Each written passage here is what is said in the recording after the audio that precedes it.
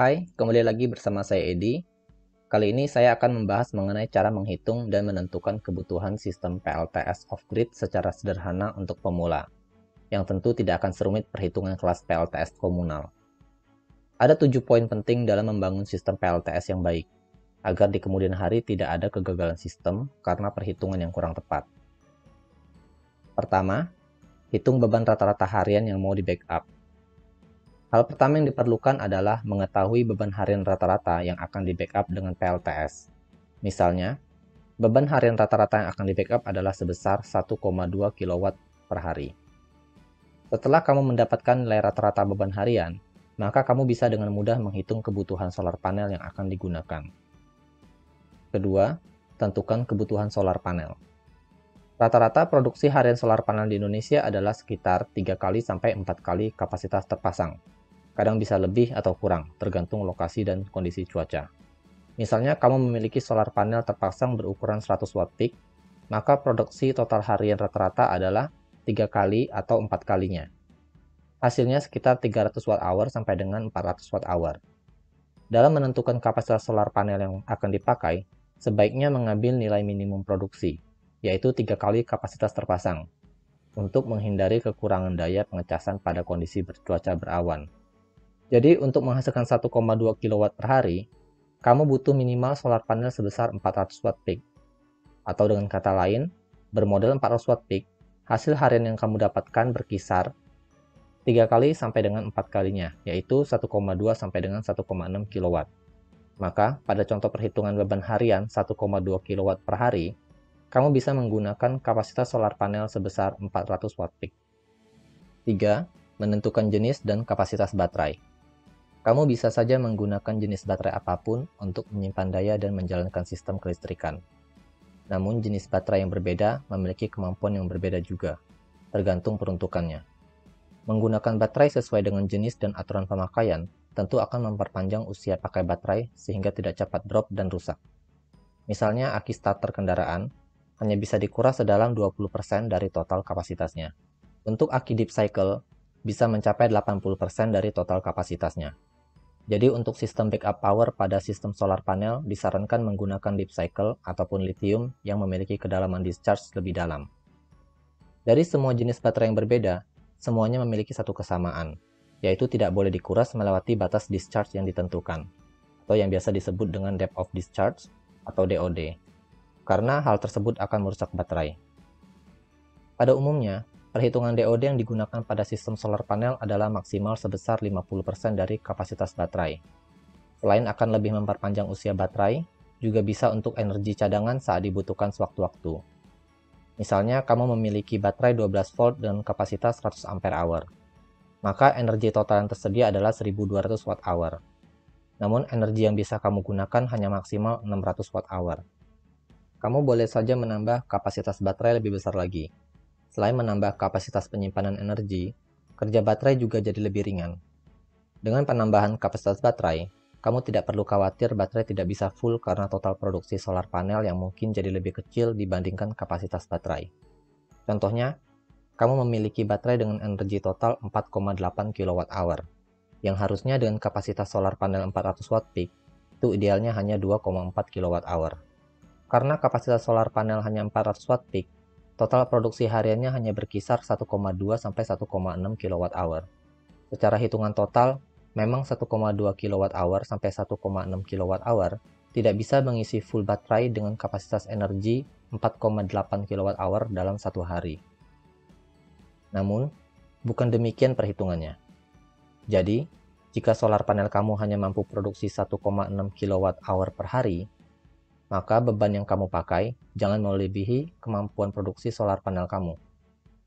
Jadi saat total beban pada sistem adalah 1,2 kWh, pengecasan dari solar panel harus lebih besar dari energi yang terkuras, sehingga masih ada surplus energi untuk menutupi loss dan bisa mencapai floating charge pada baterai, khususnya lead acid.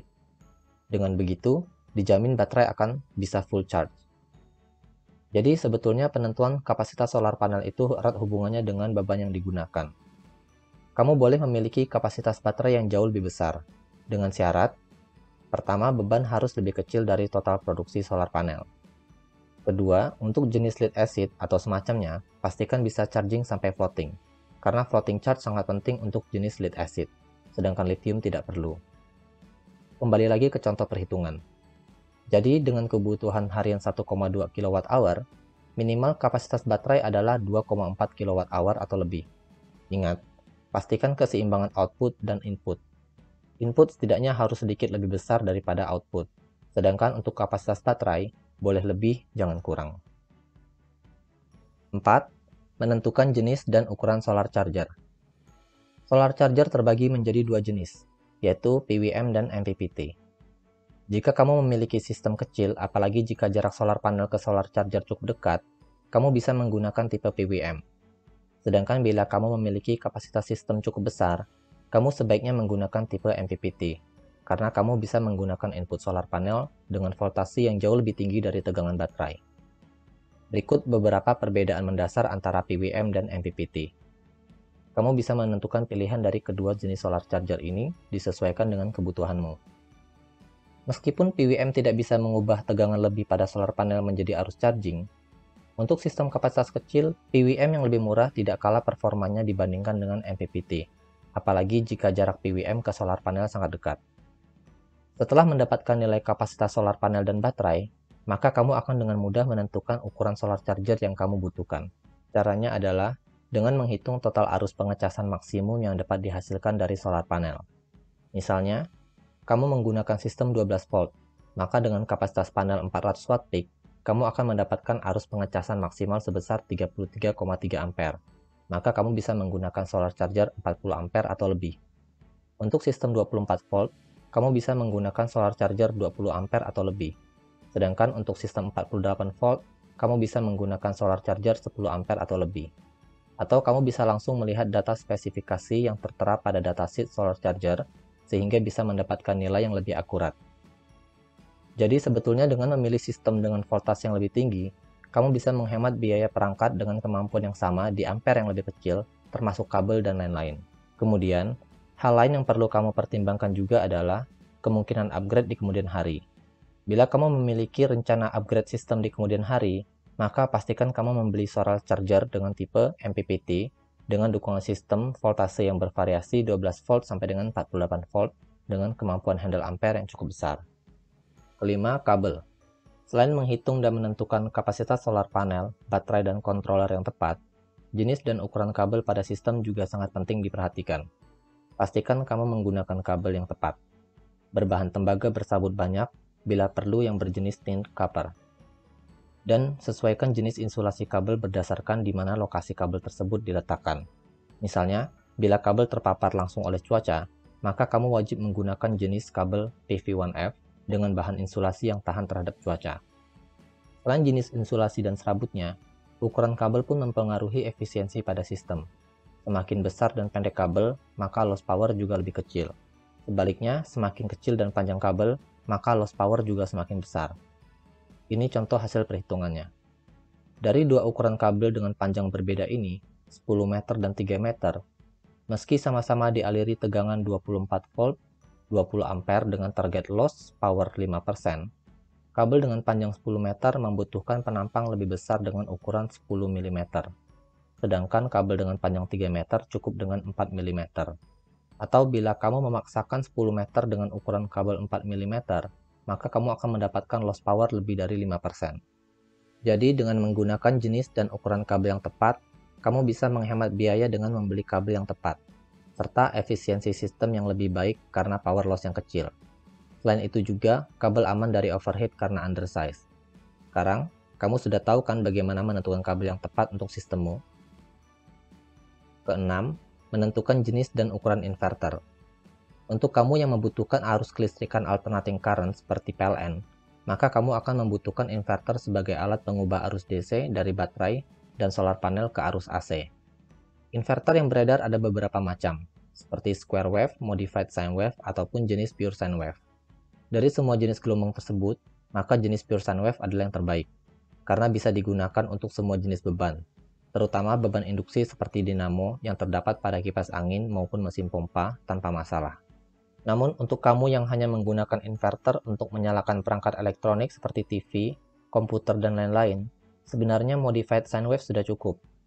Selain jenis gelombangnya, inverter juga terbagi menjadi dua jenis berdasarkan frekuensi kerjanya, yaitu high frequency dan low frequency.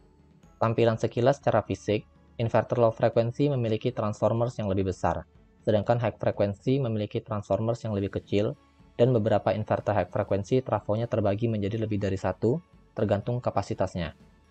Masing-masing dari inverter ini memiliki kelebihan dan kekurangannya masing-masing.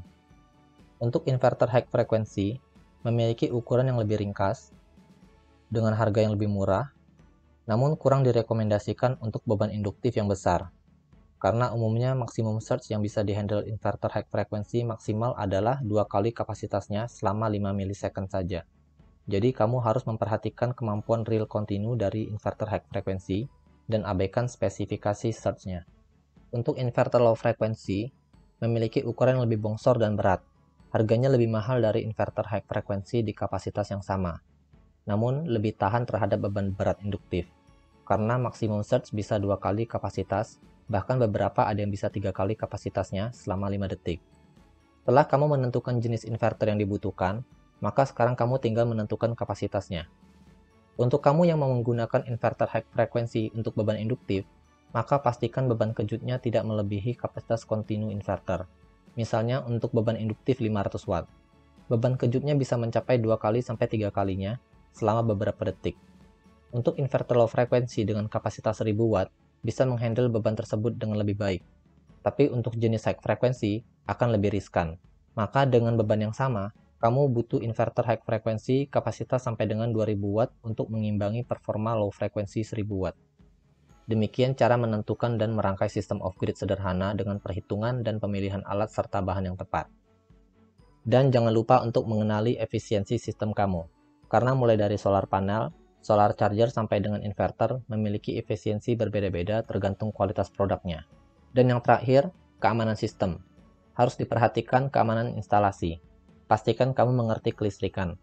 Jangan lupa juga untuk memasang fuse, circuit breaker, dan lain-lain sesuai kebutuhan dan peruntukannya, agar sistemmu tetap aman ketika ada hal-hal yang tidak diinginkan seperti korsleting dan lain sebagainya. Demikian video saya, semoga informasi ini bermanfaat. Terima kasih.